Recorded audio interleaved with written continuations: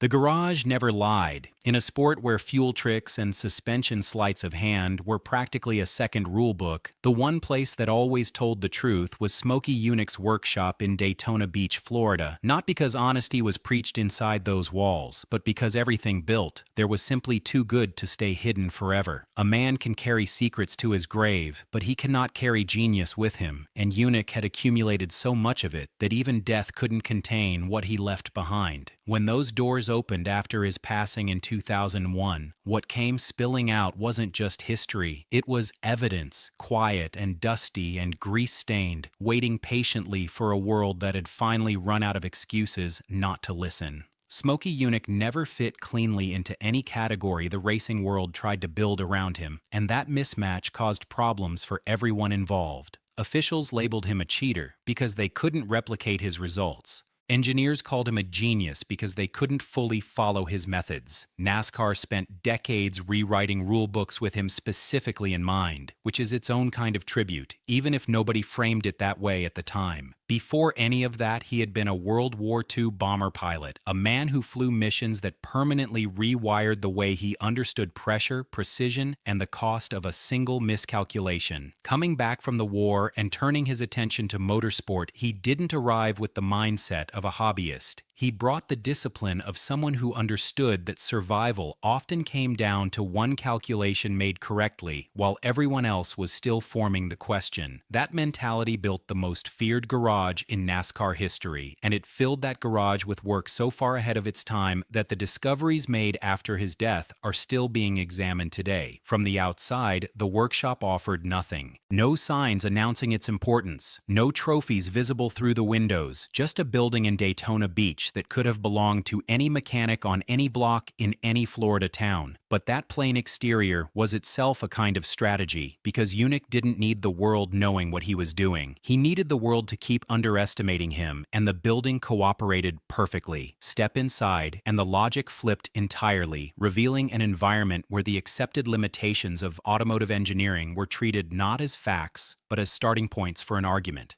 Every bench, every shelf, every corner of that space held something that shouldn't have been achievable, given what the rest of the racing world had access to. At the same moment in history, illness began to slow him in the late 1990s, and the people closest to him watched the shift happen. The man who had always moved through life like a force of nature grew quieter, cutting back on visitors, letting the sharp interviews fade, spending more time walking alone through the garage between covered cars. People who saw him in those final years described a man at a private reckoning, sorting through what he had built, what he had been blocked from doing, and what he intended to leave behind. He made comments that stuck with the people who heard them, odd remarks about unfinished business that would outlive him, and he wasn't being dramatic when he said it. He was being precise, the way he had always been precise. Smokey Yunick died on May 9, 2001, and the garage waited. Weeks after the funeral, family and a handful of trusted friends finally crossed that threshold, and what they encountered wasn't simply a collection of tools and machinery. It was accumulated evidence of a mind that had spent 50 years solving problems the rest of motorsport wouldn't even identify for another 2 decades. Dust covered everything, tarps draped over unfinished cars that sat like monuments to possibilities never realized, and workbenches held parts that corresponded to no known engine configuration anywhere. Drawers packed tight with hand-drawn technical sketches appeared throughout the space, each rendered with the obsessive precision of someone who genuinely could not stop thinking. Every carburetor prototype on its shelf carried a label in Yunick's handwriting. Every crate of parts bore a date and an engine code, and one box carried a single instruction that captured the man completely: don't touch until you know what you're doing. Tucked in the corner beneath a canvas tarp, surrounded by older components arranged in a way that seemed almost deliberate in its effort to disguise what lay beneath, they found the fuel system prototype, and that's when the atmosphere in the room changed. Compact, strangely shaped, and accompanied by handwritten notes, this system described a method of fuel compression and delivery so efficient and so far outside what the competition was working with that engineers who later examined it struggled to fully explain why it performed the way it did. Yunick's own notes provided the clearest answer to why it never reached a racetrack. One read, "They won't allow it, too fast, too clean, too smart." Another said simply, "If they won't let me race it, bury it." Testing had reportedly happened privately in the late 1980s. The system had worked almost too well, and when Yunick brought it to NASCAR for approval, the organization sent its top technical officials to see it in person, and those officials immediately pushed for it to be destroyed. He refused and hid it instead, preserving proof that the problem was never his capability. The problem was that his capability made powerful people deeply uncomfortable. Behind a line of rolling tool chests, the engines waited, not one or two curiosities, but an entire archive of prototype power plants in various states of assembly and disassembly, each representing a direction that mainstream motorsport had either never considered or had not yet reached. One featured a cross-ram intake design paired with a dual plenum chamber configuration that had never appeared on any NASCAR track, and another was built using composite materials so lightweight that the people handling it couldn't believe what they were holding, with a note in Yunick's hand reading, "Carbon doesn't lie." One design incorporated what appeared to be early electric assist technology, a concept that wouldn't become standard in racing for another 20 years, and blueprints pinned to the surrounding walls showed powertrain integration with direct fuel injection at a time when that technology was still experimental in aviation. These were the products of systematic, forward-thinking engineering conducted in isolation because the mainstream racing world was not ready to go where Yunick had already gone. The filing cabinet changed everything about how the room felt. A worn metal cabinet held dozens of envelopes inside, some sealed and some open, all handwritten, and most were letters that had never been mailed. Addressed to NASCAR officials, drivers, and inspectors, the letters carried exactly the tone you'd expect from a man who had spent his career feeling misunderstood by the very institution his work had helped build. One letter from 1992 read, "You never wanted the best. You wanted control. You'll get it, but you'll lose what made the sport great." Another said, "You made me out to be a villain, but I was your best innovator. All I did was think harder than your lawyers."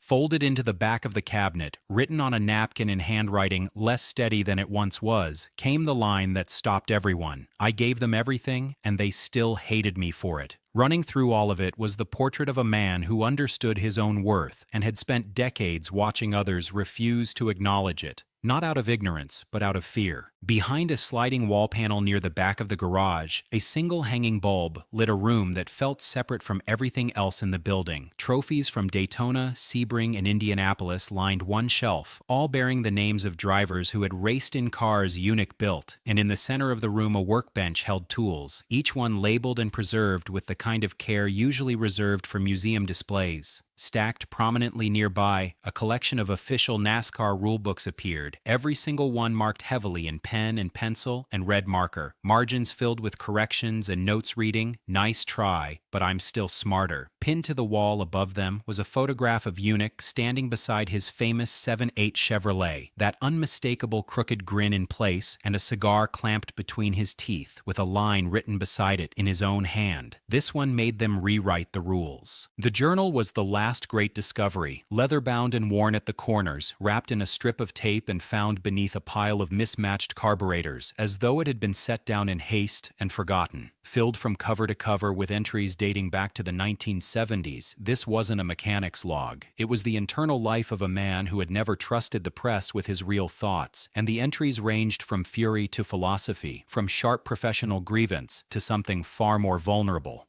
One page read, "You can't teach brilliance, but you can damn sure regulate it out of existence." An entry from 1985 asked how many of his best ideas had died because someone with a clipboard didn't understand them, and passages appeared about his years as a pilot, about the loneliness of operating at a level where no one around you can follow the reasoning. One passage stopped nearly everyone who read it cold. "I don't care if they call me a legend after I'm dead. I'd rather they just admit I was right." A page titled "If I Had One More Year" followed, with 10 ideas listed below it, none of them small, all of them years ahead of where the industry stood when he wrote them. Within weeks of the garage being opened, NASCAR officials arrived quietly, asked for access, and moved through the space with the focused attention of people confirming what they already suspected. They photographed engine internals, took copies of blueprints, and spent considerable time examining an experimental chassis at the far end of the garage, a frame that had been hand-welded, asymmetrical, reinforced with aircraft-grade tubing, and built around suspension geometry that took trained engineers significant time to interpret.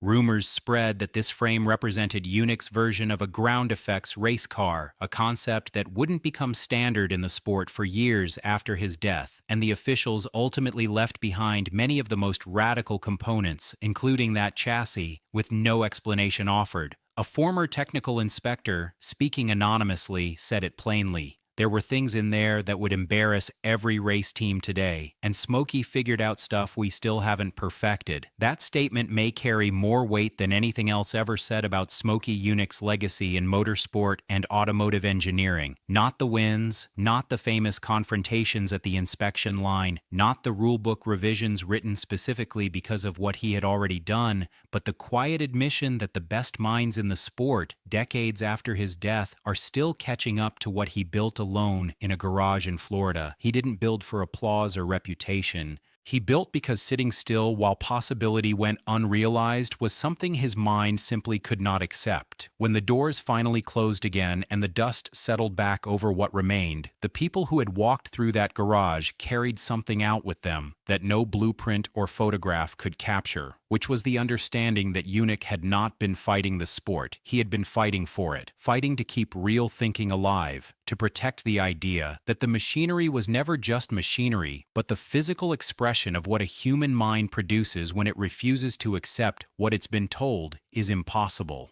That garage in Daytona Beach stands as a monument to the cost of being right too early, and as a reminder that the people history eventually vindicates are rarely the ones who played it safe.